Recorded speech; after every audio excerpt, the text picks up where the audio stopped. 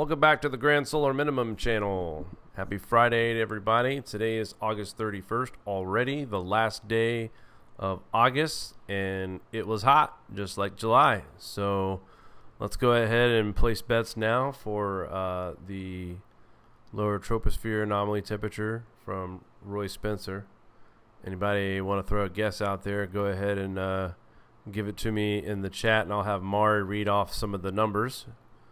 We were at 0.32 above baseline Celsius for the month of July. So where do you think we'll go from there? I'm going to throw it out there. I'm going to go with a 0.43 over baseline for the month of August. So let's see if that holds up. Just a wild hunch. Anyway, let's get to some space weather news here. Solar wind speed sitting at 387.1 kilometers per second with a density of 5.8. And we are spotless again today. This will make it now 2 days in a row without a sunspot. Now 134 days here in 2018 as we had a long stretch of days with spots, and now we are back into the quiet mode. And the KP indice also quiet at a 1 with a 24-hour max at a 2. And here's what we're looking at right now at our latest on the SDO. Not really any major coronal hole action except for the eastern limb. Check out this sundog, guys. Let me zoom this out a little bit. I saw this earlier.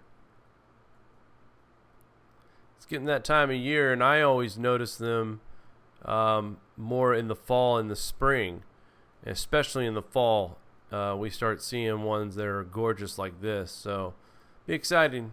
More cosmic rays in the atmosphere, more highly charged particles. Absolutely gorgeous here. Take a look at the SDO in motion, and like I said, it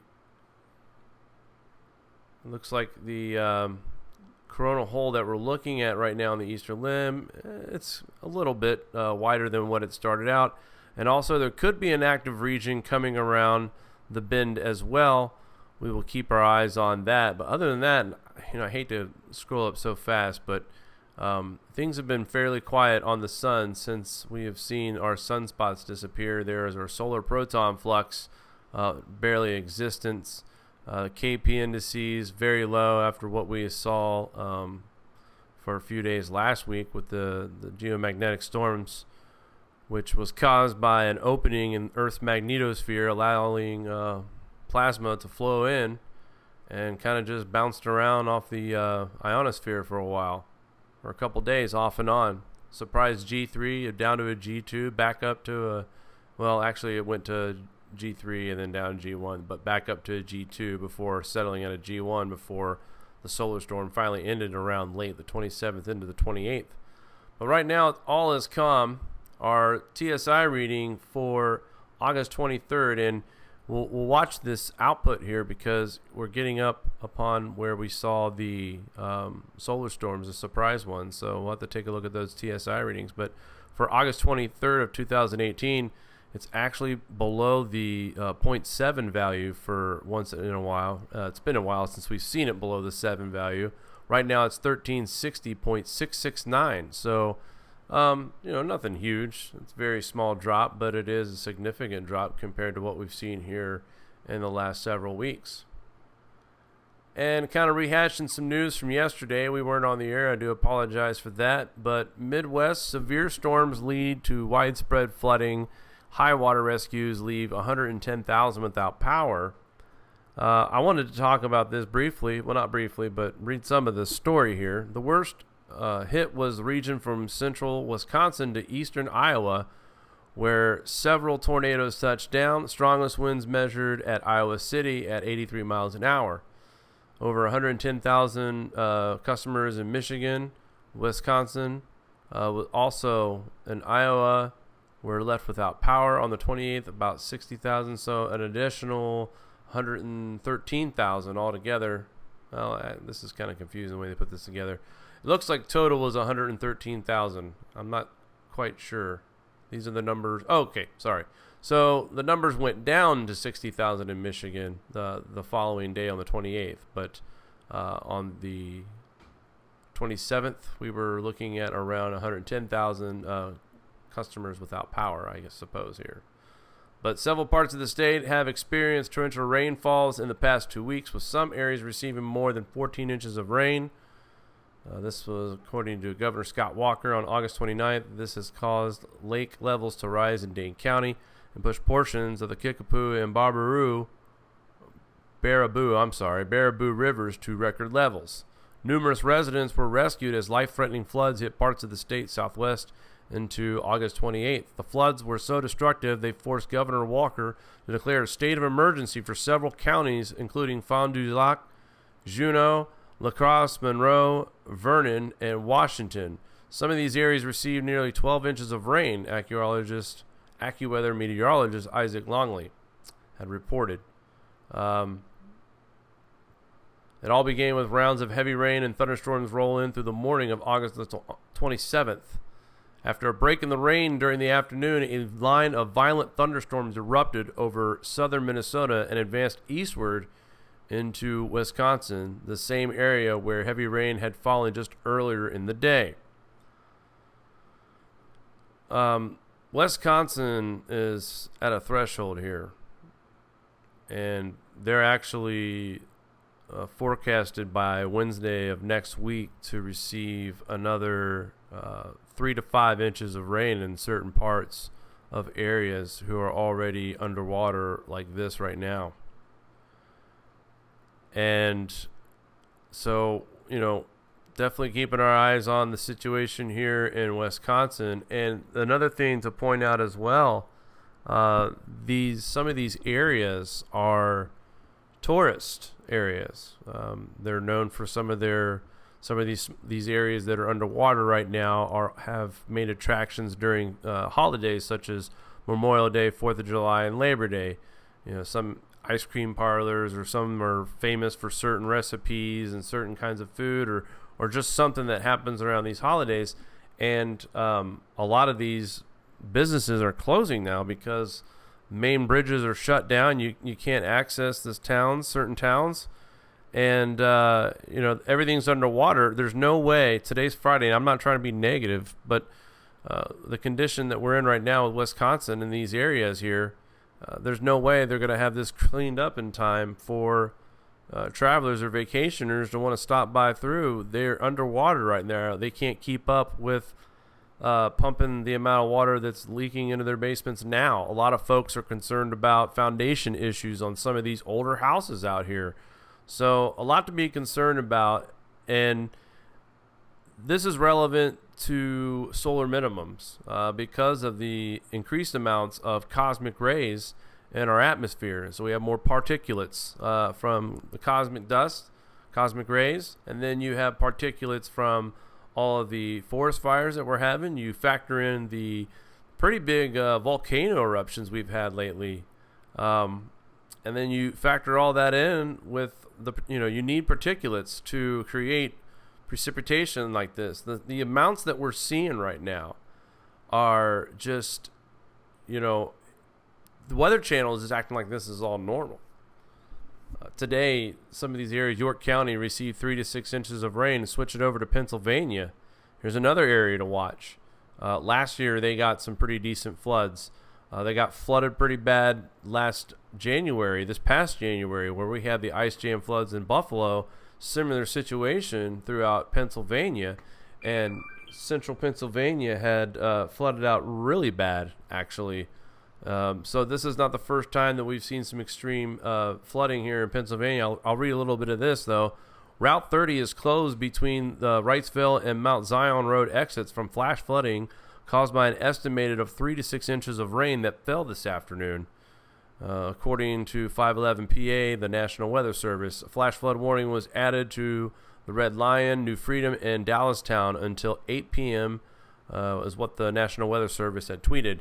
In addition to Route 30, Route 462 is closed in eastern York County as well. You can't get from York County to Lancaster County, he said, adding that the Hallam area is just a nightmare right now. 1 gauge north of Hallam shows 5 inches of rain in the last 4 hours. Rainfall is much less farther west and nothing at all in some spots. The heaviest hit areas around Hallam Township, with flooded roads and a couple of water rescues reported. a number of Friday high school football games have been postponed. Radar estimate has shown 3 to 6 inches of rain has fallen in the Hallam area. Drivers should avoid Route 30 and Route 462 in the Hallam area as well, and according to a tweet from York County themselves. The Hallam exit at Route 30 has also been shut down as well. And watching a lot of the footage on the Weather Channel right now too, they were reporting certain spots of receiving, I heard numbers like 3 to 4 inches per hour is what the rainfall rates were like. And that's true, but we're not getting rainfall for more than an hour. And you know, I just noticed a lot of rooting for heavy types of catastrophe, rain, flooding, hurricane attitude from Weather Channel those last couple of days. I'm almost watching Weather Channel now just for the disbelief of how much it just seems like they're rooting for a disastrous storm to happen. But take a look here, guys. The areas of York finally calming down. The rains are moving out of the area, but now Baltimore, you're dealing with this heavy rainfall that kind of just seems to be a slow mover here. And look at the inner part of Baltimore just getting drenched right now. Now, these are some of the storms that they were talking about possibly getting around 3 to 4 inches of rain per hour. That's the rate this is falling at.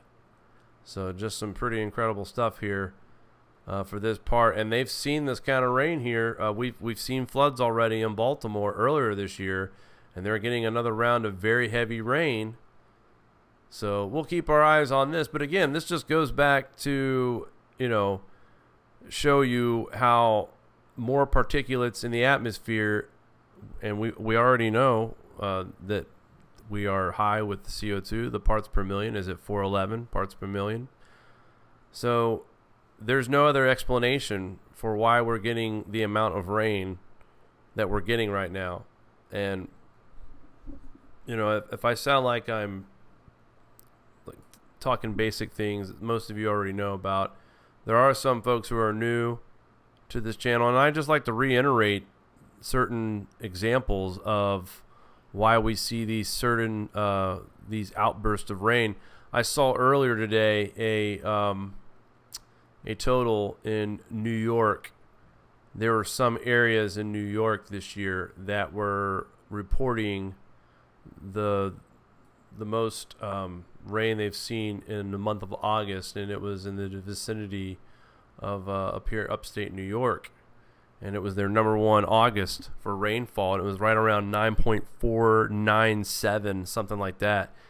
You know, I know normal rainfalls for a lot of states out in this region, you know, anywhere from 2 to 4 inches a month, and we're just about doubling that and a half. And just a small example of, again, particulates in the atmosphere, the volcanic eruptions, the fires, all that in our atmosphere is being carried around everywhere.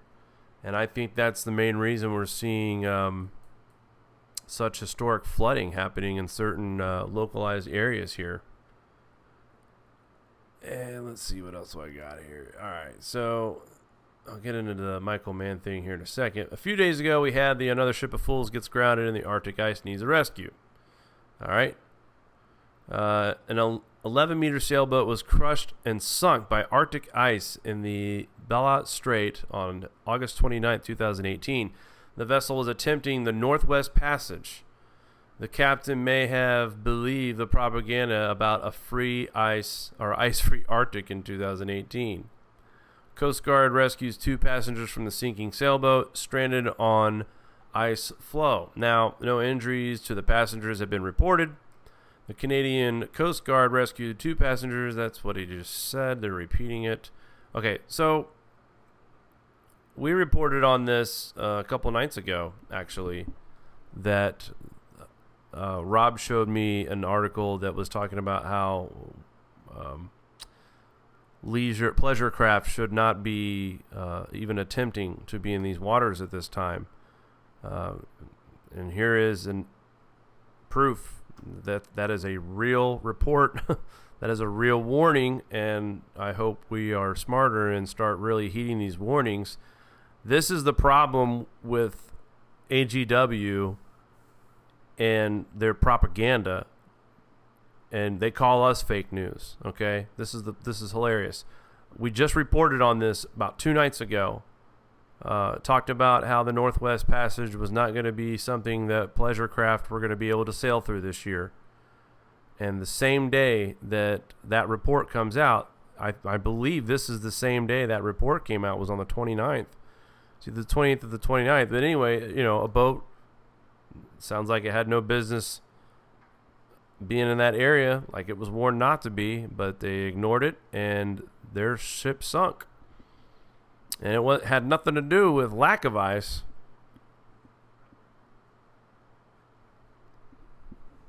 I've just, it's a little annoying. Now it's affecting people. It could have got people killed here. Thanks to Al Gore and his buddies, like Bill Nye and all those guys, people are not listening. When people like us are reporting on this, they're like, oh, you guys are climate deniers. We're automatically labeled. But yet, here's just proof right here that I was telling the truth. So was everybody else that was talking about not going through the Northwest Passage with pleasure craft. So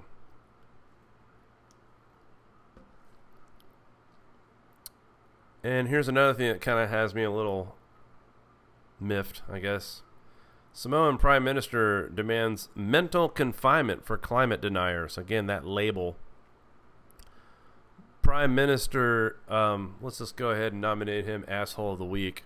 Prime Minister Asshole of the Week of Samoa lashed out at leaders of the United States, China, India, and Australia for not doing their bit to prevent climate change. He was drinking the Kool-Aid, and this is what he says. Samoan Prime Minister Asshole of the Week lashed out at the climate skeptics and urged Australia to make deeper cuts to carbon emissions to help save Pacific Island nations from the disaster of climate change. Mr. Asshole of the Week says greater ambition is needed to stop impact of climate change. He warns geostrategic competition is creating uncertainty for small Pacific countries. Australia, New Zealand, and the U.S. have been scrambling to reassert influence in the Pacific. We all know the problem. We all know the solutions. And all that is left would be some political courage, some political guts to tell people in your country there's a certainty of disaster. That's not really the point. There is a certainty of disaster, but that's not what the problem is here. We've tried it your way. We've done it your way. We did the taxes. We're trying the green energy plans, and energy prices have gone through the roof. And coincidentally too, I might add, that we're starting to see more exposure about what CO2 actually does. There's so much confusion about CO2, it's ridiculous. I saw something online where a bunch of people were debating each other about how the ocean absorbs CO2. And I just thought about how when the temperatures are warm in the ocean, especially if it is melting in melt season, that's where you also have the majority of CO2 released in the atmosphere is from the ocean. But there's like I said, just like with the ship sinking in the Northwest Passage, it was warned not to sail. People didn't listen to it because of all the fake news about the glaciers are melting up north and that the Arctic is warming at an accelerated rate. And then here we have another guy here who also believes that we should be committed. Let's see, he says here, any leader of this country who believes there is no climate change, he ought to be taken to a mental confinement. He is utter stupid.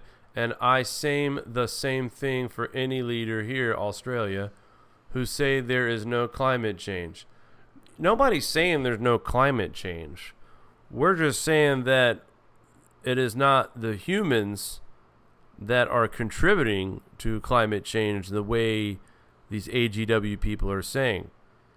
There's a lot of people out there who believe that humans do have some responsibility towards the climate, but it's not the main driver. It's not what mainstream media is telling you. And they're trying to sell it. They're basically hijacking your news channels. They're hijacking your TV shows. They're hijacking your newspapers, your internet, and filling you with facts that are only favorable to the AGW side, but totally contradict what we're saying over here. And I just love how this so-called prime minister, which, I can't talk, our president runs his mouth and calls people names too, but again, just an example though, this is typical AGW attitude, name calling. So he is talking to me, Prime Minister Asshole of the Week of Samoa, when he says he is utter stupid. Again, it's not that we don't believe there's no climate change. It's just not happening the way you say it's happening. You're hijacking tax dollars and using something that really is happening, but it's naturally happening, and using it to promote your government, to make more money for your government. It's disgusting. You people and guys like this cat here, he's back. This is part of the problem. This is one of the guys here that is causing the confusion as well. He's back. Bill Nye returns from his Twitter hiatus to spread climate alarmism. I love this. He posts this today. Record heat again. It's climate change, people. Let's get to work reducing emissions and providing renewable electricity to all of Earth's citizens. If you want to know more about our situation, follow at Michael E. Mann. Sorry. In his tweet, Nye also implored people to follow Penn State University climate scientist Michael Mann if they want to know more on global warming. I guess if you want to know more about the bullshit, Mr. Mann knows all about that. The tweet linked to Mann's book, The Madhouse Effect. Green California is more reliant than ever before on foreign oil. Related story, by the way. Nye is no stranger to tweeting out pictures of news coverage on his TV from hurricanes to heat, and then using the said images to sound the alarm on global warming. Until now, he had seemingly taken a few weeks off. The National Weather Service reported a record high temperature was broken in Boston at 98 degrees. Province tied its record of 95 from 1953. Again, do you guys remember something? I'm glad they're pointing out 1953. We were talking about how cold winters were in the 50s, but also had really hot summers. So what was the cause back in 53 for this similar type temperature? Population was less. Emissions were probably, a lot lower than what they are now, according to what we've measured. So what's the excuse? This is why so many of us believe that sun drives the climate, not CO2. Because if it was CO2, we would see recurring things from our past going on now, and we're not.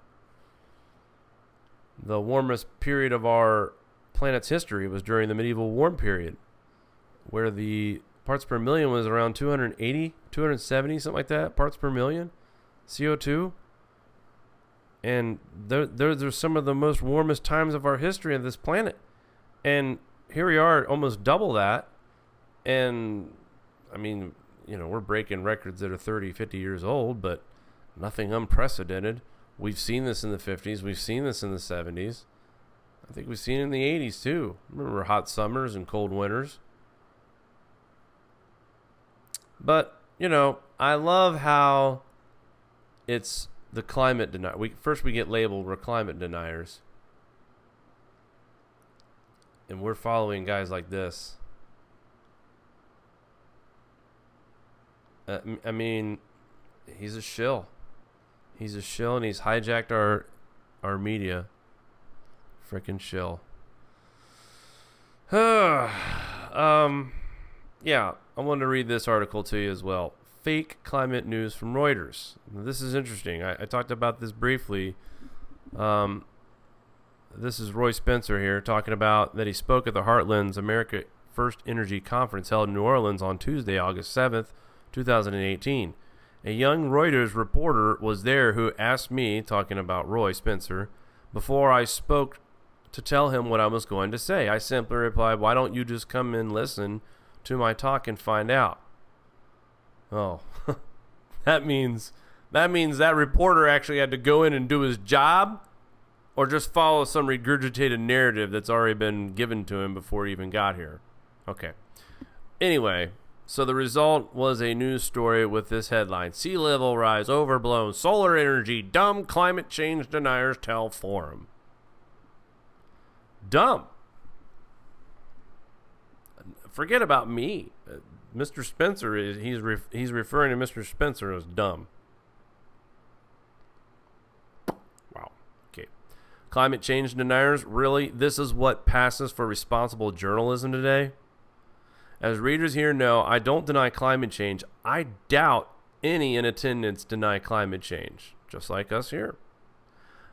Now, this is quoted from Roy Spencer, not me, but he says, "I don't even deny recent warming could be mostly human caused." Some would disagree. The following photo of me speaking had the caption, emphasis added. Roy Spencer, principal research scientist at the University of Alabama, said the presence of the Trump administration officials at the conference gave a boost to climate change deniers. Roy says, "I have no idea what I said that led that reporter to write that. Where did that come from?" The mainstream news media is treading on dangerous ground, as Google is now deciding what web content is climate denying and what isn't. They don't even understand the arguments. These are crappy science arguments being routinely published on the web on both sides of the debate. About the only climate-related statements I might characterize as unsupported scientific claims would be the climate has cooled in recent decades, and there is no such thing as greenhouse effect. But even though I consider those to be demonstrably wrong, I would not support censoring or putting disclaimers on such content. Even the most ridiculous claims, the earth is flat, the moon landings were a hoax, should be allowed to be heard and subjected to questioning and maybe even ridicule. If such censorship and search engine downranking is implemented, they will do the same for the recent hothouse Earth claims, which are little more than speculative sci-fi climate porn, with no new science, and totally ignore the most recent evidence that global warming of the oceans and atmosphere over the last century indicate the climate system is twice as resistant to warming as the IPCC claims. Such hypocrisy is part of the reason why Americans, Canadians, Australians, etc. are increasingly distrustful of the mainstream media, and I agree with him 100% on this. Right on.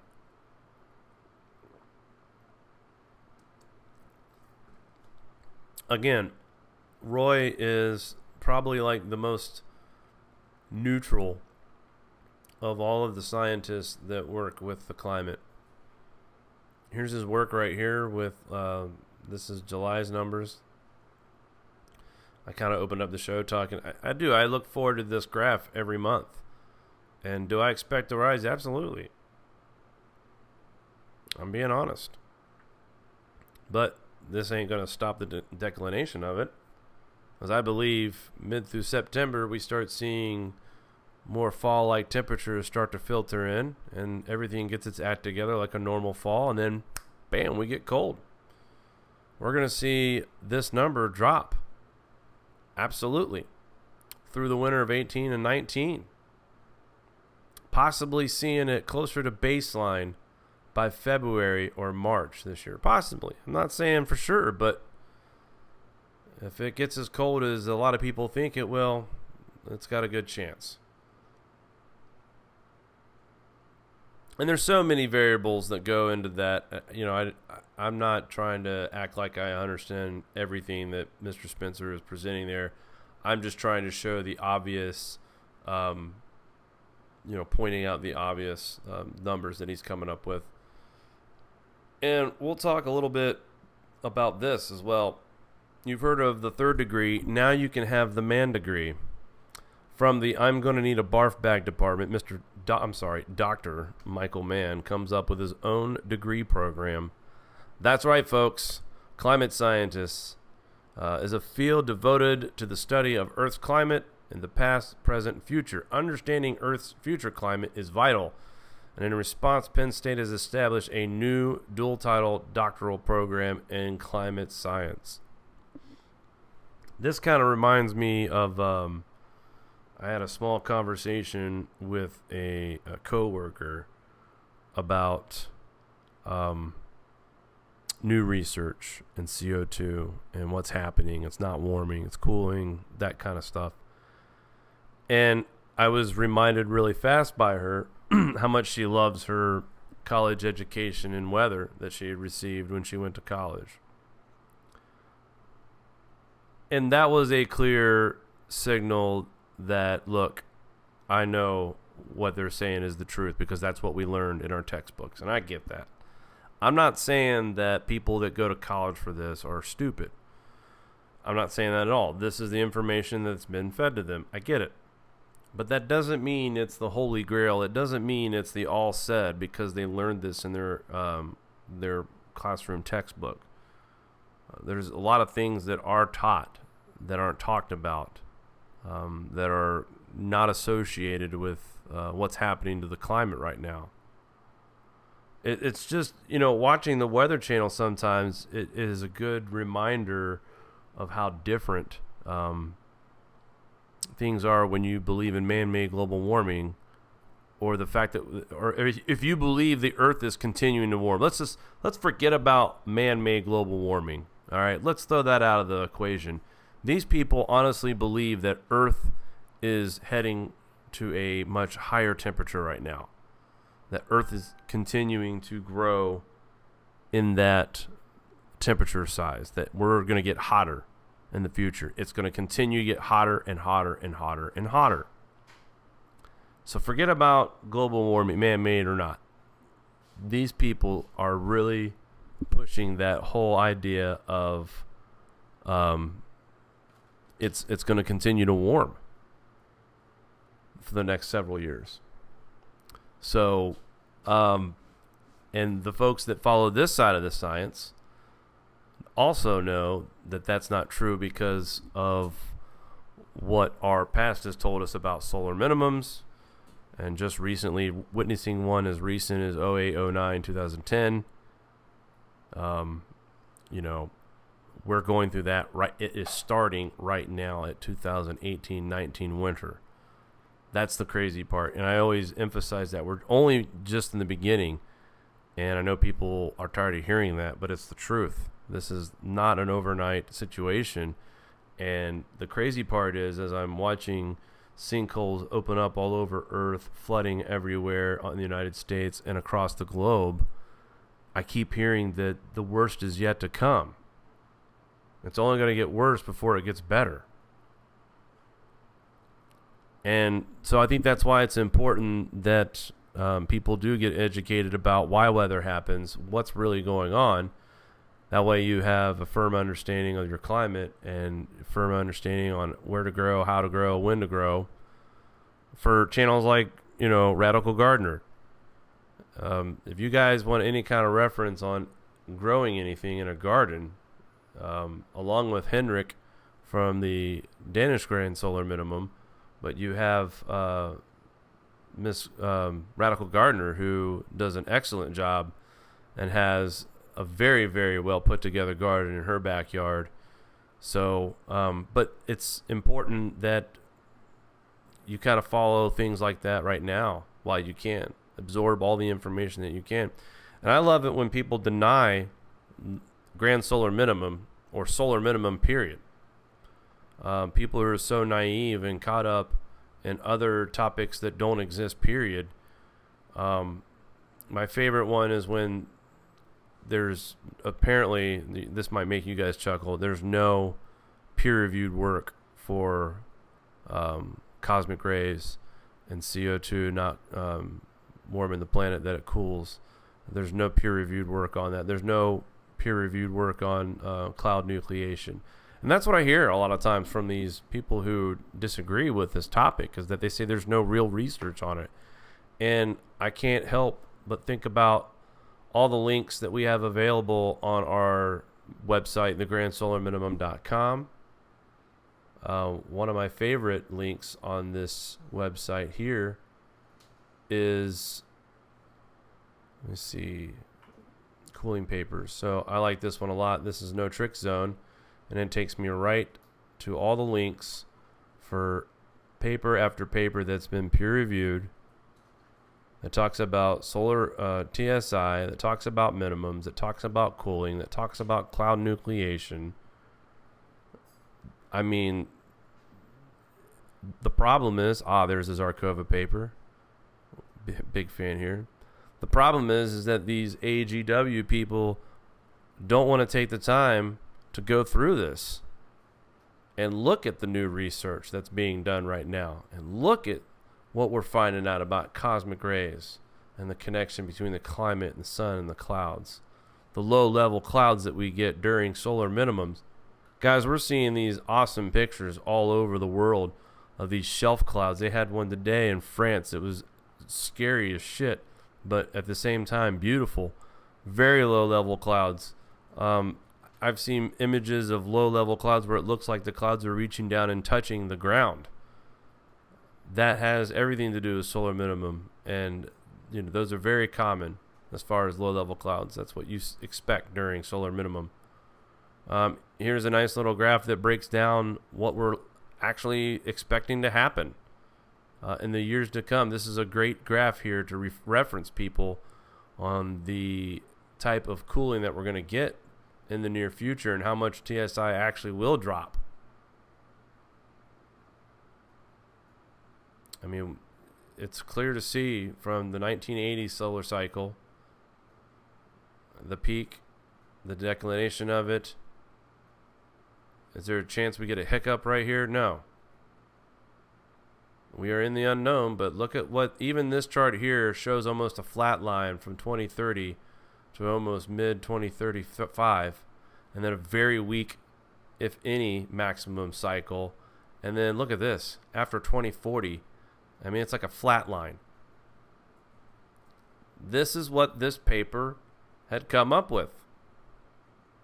2015. It's right here. No Trick Zone. And it's also a link on our website because we want to throw people towards the real information. Not just a bunch of stupid memes and explosive headlines that would put people in a panic. It's like what Bill Nye is doing here. He's taking picture from CBS News, 50 million. This whole 50 million under a heat excessive or heat warning. And, it's the dog days of summer. I always remember people saying the dog days of summer were in August. And that's true because I remember as a kid growing up playing football, 2-a-days were so hot. But Bill Nye wants to take a common situation. Yeah, it got hot in Boston. I'm not saying it didn't break any records, but, I mean, folks on this side of the fence understand this is going to happen. We're going to see swings on both sides of the fence. And that's going to be the worst part about everything that's going to happen in the future, is the temperature swings. Anyway, it's my rant on that. We already talked about that. Climate change action off the agenda under new Australian government. I've been following this a little bit ever since their prime minister had stepped down, and basically here this guy's saying this is actually a huge thing for Australia. Their energy prices are outrageous, and it says here, the new prime minister, my number one priority, it's very, very simple.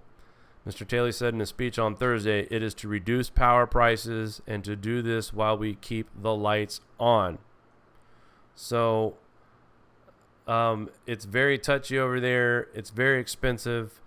They have some crazy ideas on how to reduce energy, and people are scared to turn the lights on just because of how high the energy bills there. But this prime minister is done with the green energy policies. He's had enough. He's seen his people suffer for long enough. The finances have suffered in tons of families there, and it's time to get things back on track again, because the energy prices in Australia have gone through the roof.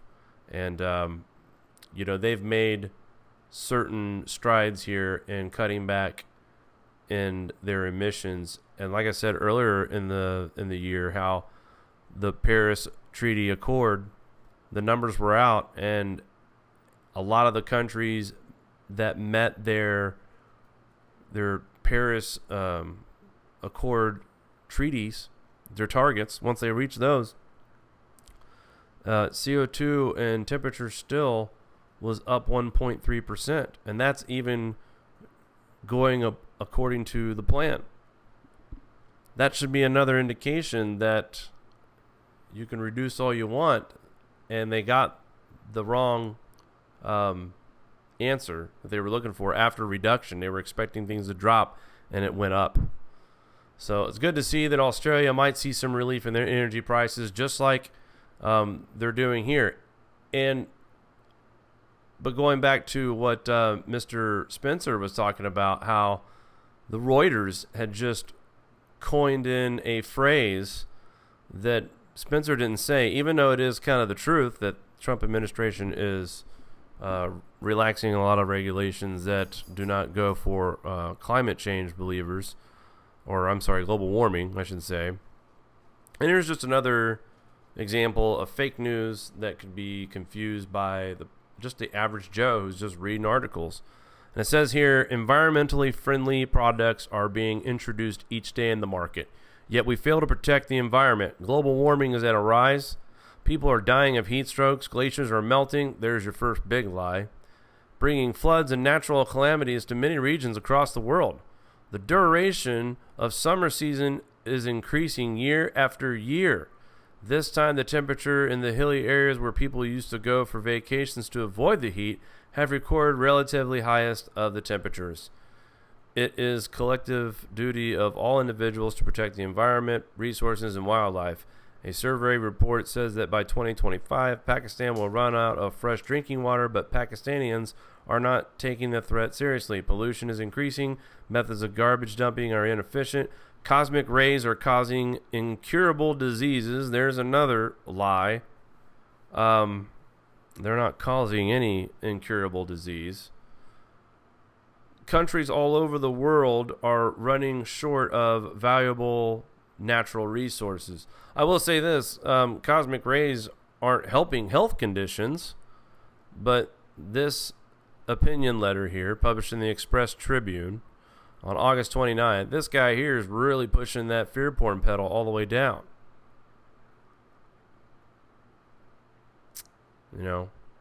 Telling everybody glaciers melting. They do melt in the summertime. Last I checked. I don't know.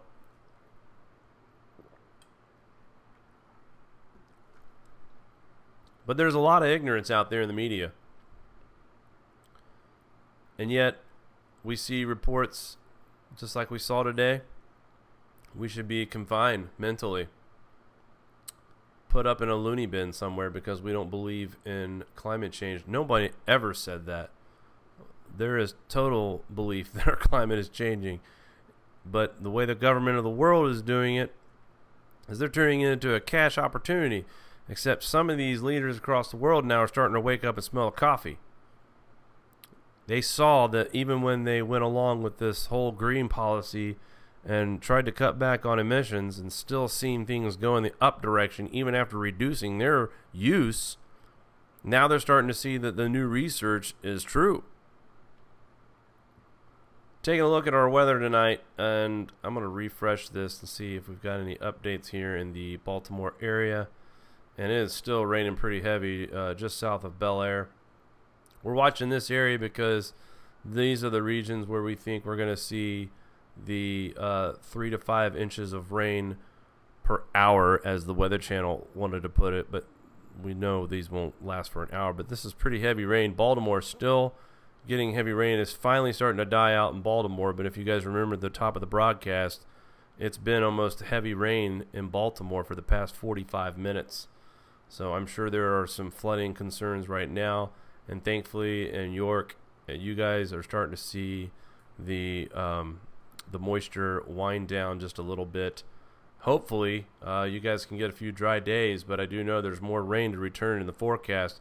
And look just back to the west, there's more showers and thunderstorms heading in that direction of Lancaster and York, where they've already seen too much rain. So we will keep our eyes on this. Let's back out a little bit more. We're seeing a cluster of storms going through northern Kentucky into the tri-state area. Cincinnati is just now getting hit with some increased lightning and heavier rain now in the southwest Ohio region, but also moving into West Virginia. And then across the south, we're seeing increased tropical rain chances down here. Is this starting to really, the activity back here is ramping up.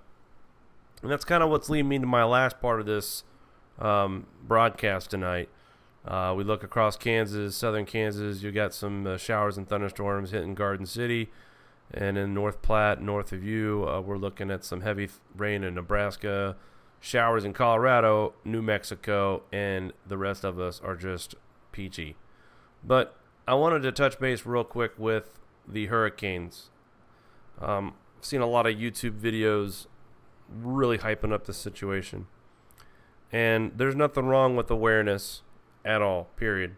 And I'm not saying that there's not a chance for storms to develop, because today our SSTs in certain areas did go up.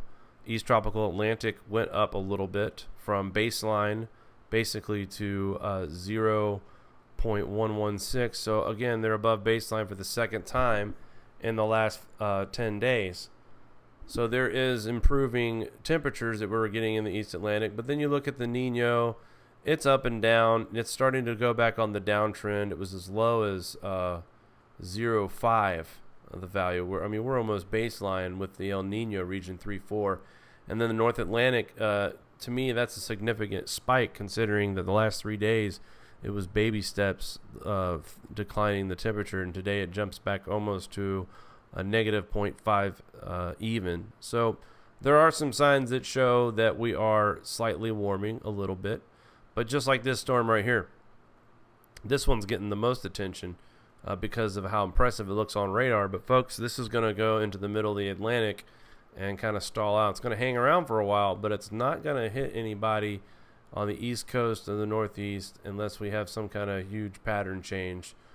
And right now it does look like we're still locked in with that high pressure that's going to dominate over the middle of the Atlantic. So, the Pacific, that's a different story. They're ramping up as they've been busy all year.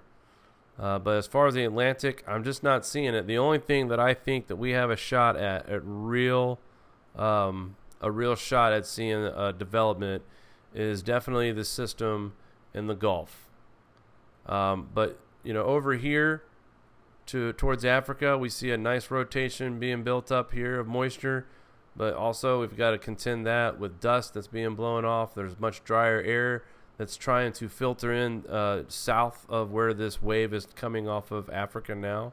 So, like I said, there are some parts that are supporting the efforts for a chance for some hurricanes, but too far out to really tell. And really, right now we need to probably watch is the Gulf, because they are looking at this little bad thing right here. It's not much of anything right now, actually, but 40% chance, actually a 10% chance of forming into a cyclone within the next 5 days.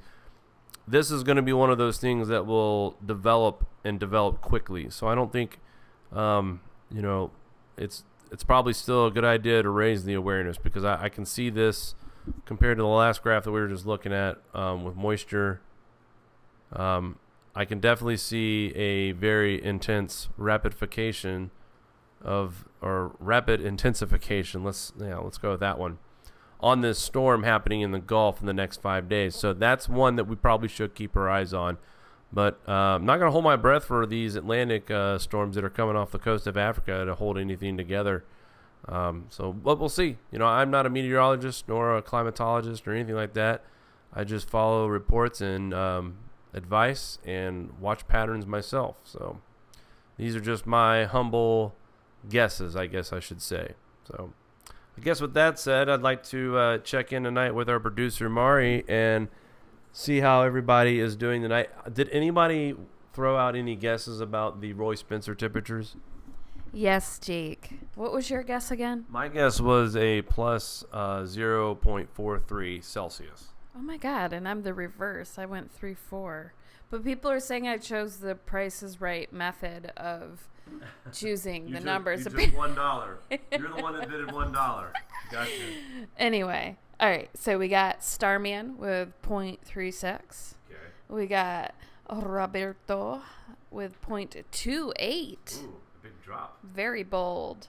And we got 0.31 from Lane Lair. We got a 0.33 from Thor Valhalla. He's Viking, apparently. And, I guess people think my 3-4 is a joke. Haha. We'll see who's laughing tomorrow, people. Oh, wait. I had someone ask me if... Easy. If I put a bowl on your head and cut your hair. Sorry. Did I put a bowl on your head and cut your hair? Someone actually asked that in the chat, Jake. Go ahead, put the camera back on, Jake.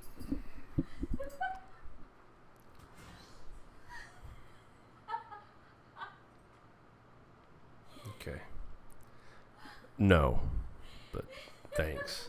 I'm going to stop handing you the mic. That's all there is to it. All right, guys, that's going to do it for us tonight. Thanks for tuning in on this Friday night. We will be back tomorrow with Henrik, the Danish Grand Solar Minimum channel. Guys, if you haven't checked out his channel, please go over there, subscribe to him. He's a funny guy. He's a great guy. He's Uncle Henrik to us. So anyway, thank you for tuning in. Check us out tomorrow. We will have Henrik as our special guest. But until then, we will talk soon, guys. Take care. Have a great night.